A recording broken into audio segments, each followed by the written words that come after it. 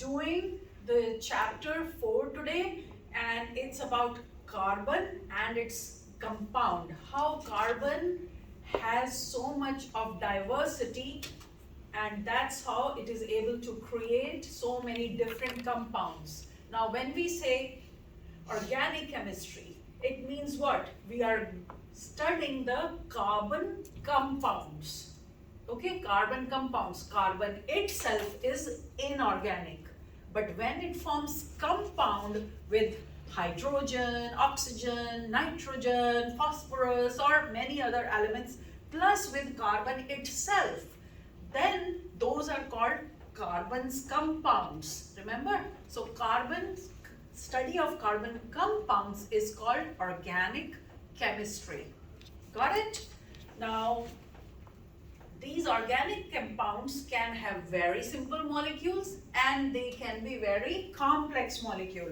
So when we were talking about simple, then this methane, this is called methane. Methane is a very simple compound. All you have is one carbon and attached to four hydrogen molecules, right? It's a very simple single.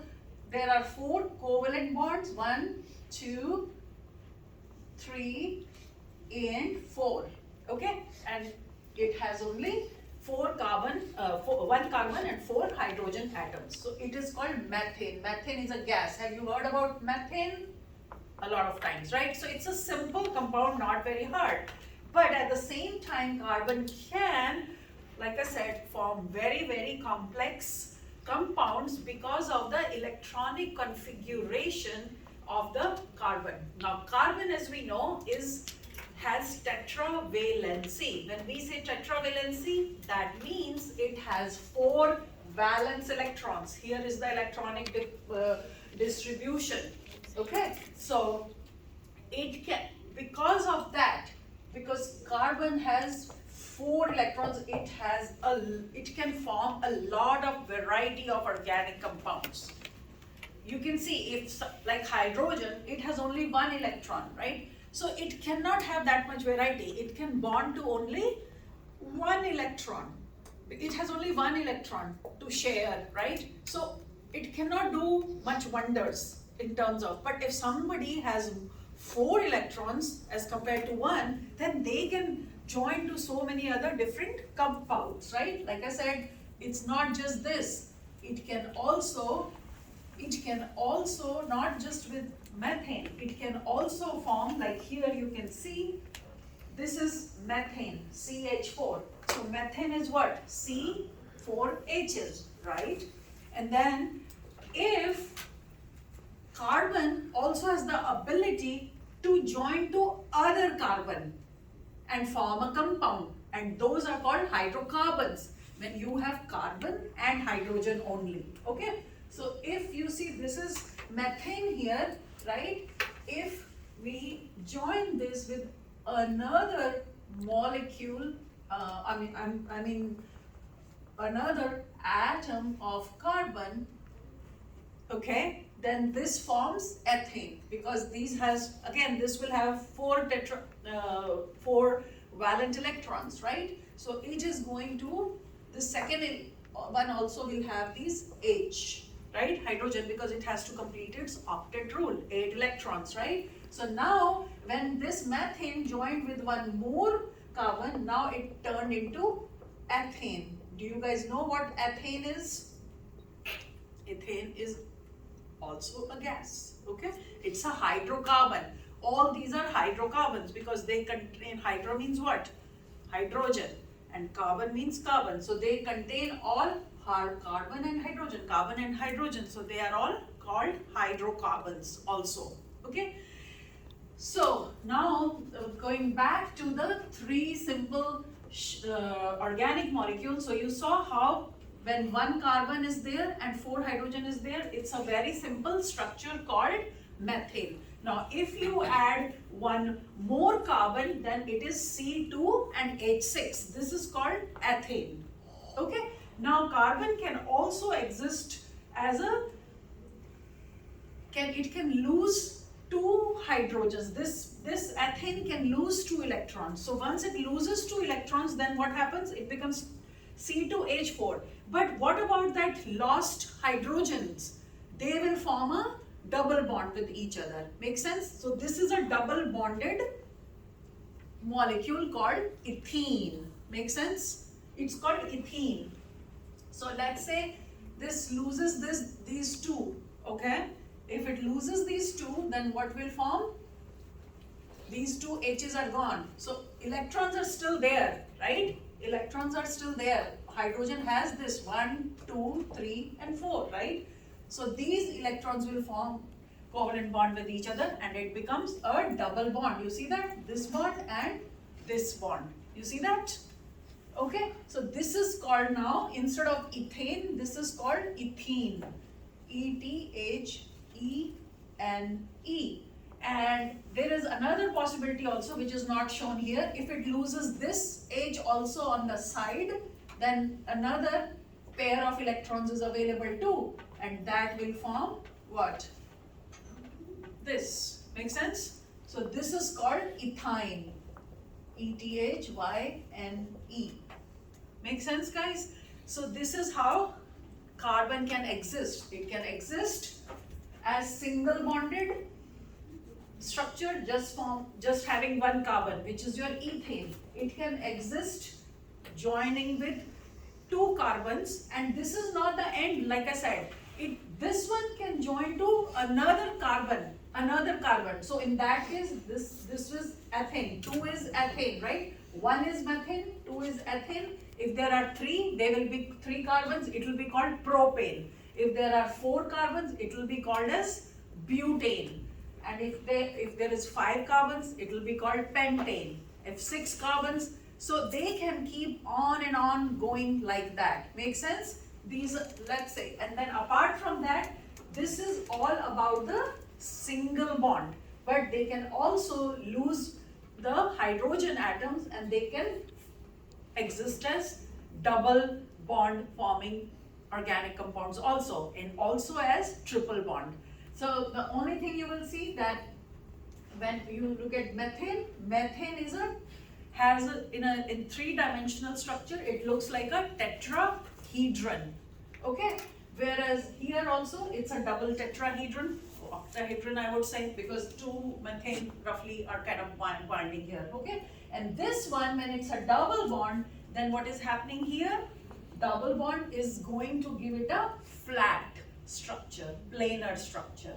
Okay, once there is a double bond or triple bond, then it loses its 3D symmetry. Okay, it becomes a planar structure. Make sense? So now this is what we were talking about. You guys are kind of aware of this. We have spoken about it. How is the valency of each of these atoms is counted, right? So hydrogen, as you know, has only 1 electron, right? So it needs another electron to get stable, remember? So the dotted one is the one that it is wanting, okay? The solid one means it has it. Make sense? Now oxygen has 6 electrons, okay? But it needs 2, so these 2. So that is what is called the valency is going to be 6. Okay, it needs 2. Same way, nitrogen needs 3, 1, 2, 3, and its valency is 5. Okay, 5 plus 3 is going to be 8. Makes sense? Now carbon has tetravalency 4, because it has 4, 1, 2, 3, 4. It needs 4, 1, 2, 3, 4 in order to complete. So that's what it tells you, that the number of electrons needed to fill the electron valence shell is, in this case is 1, this case is 2, nitrogen is 3, and this one needs 4. So now you see how much diversity, why there is so much diversity that exists in carbon, because it can bind to 4 different compounds on all the 4 sides, whereas this can bind only to 3, right? This one can bind only to 2. That's why it exists as water. Oxygen can bind with 2 or it can bind with 2C and it can form CO2, right? So not much versatility as this. Hydrogen obviously is just one, okay? So this is what we understand by the valency. 1, 2, 3, 4 of these compounds. Tell me you got it or no? Okay, so I'm gonna move forward. So when we talk about the variations in the carbon skeletons, then carbon skeletons can form the basis of all these organic molecules, and the way these molecules differ from each other is their length. Okay, the length meaning this, like I told you, methane is this, right? Methane is, length is, in case of methane, ethane, you have only, what do you have? CH3 right here, right? And then you have H3 here. So that's your ethane. Why am I writing H here? It's just simple. One is here, and one is here. So I'm just writing the simplified version. Make sense? So this is ethane. Now it doesn't have to be 2 carbon only. It can go like this. Okay? And this will be H here, this one will again have H3 here on the side, right? Now, how many carbons are there? 1, 2, and 3. So this is called propane. That one was ethane, right? This is propane. Now this doesn't have to be just 3. You can again, it can also add to another carbon.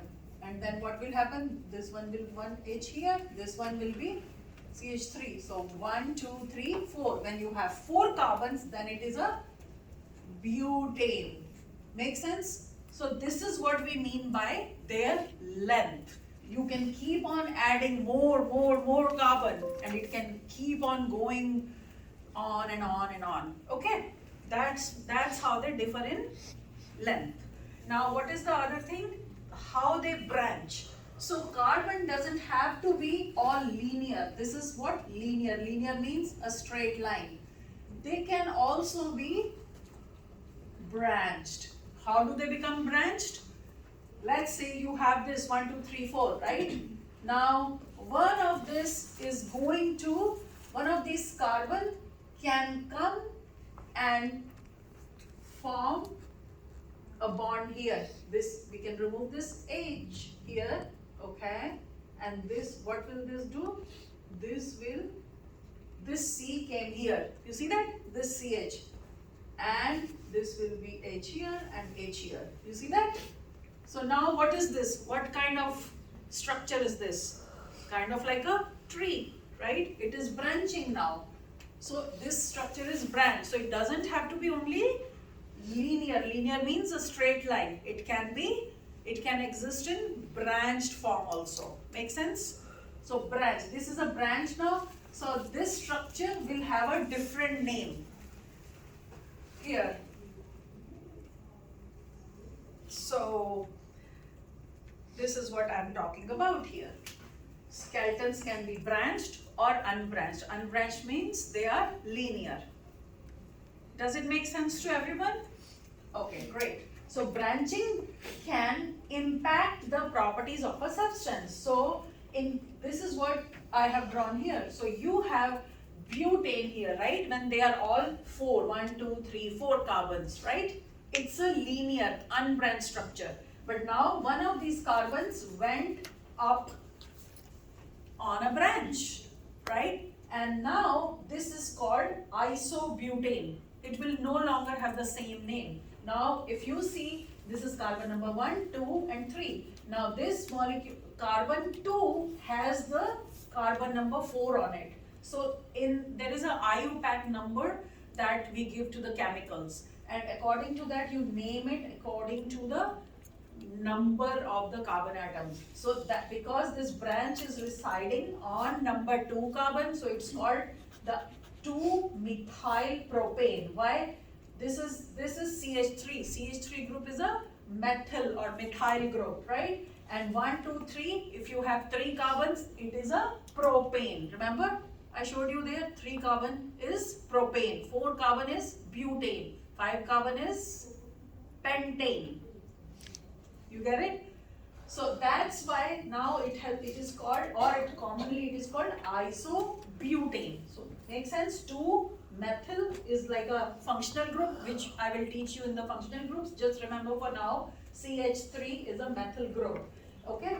And now it's called what? Because it's sitting on carbon number 2, it's called 2-methyl or methyl propane. 1, 2, 3 is propane. Remember I showed you here, this is propane, here 3 carbons. Okay? Now branching will change the properties of this same compound. If you count the number of carbons here and the number of hydrogen, it is same in both of them. It's just the structure that is different. Make sense? Can you count? Can someone count and tell me? You can pause it.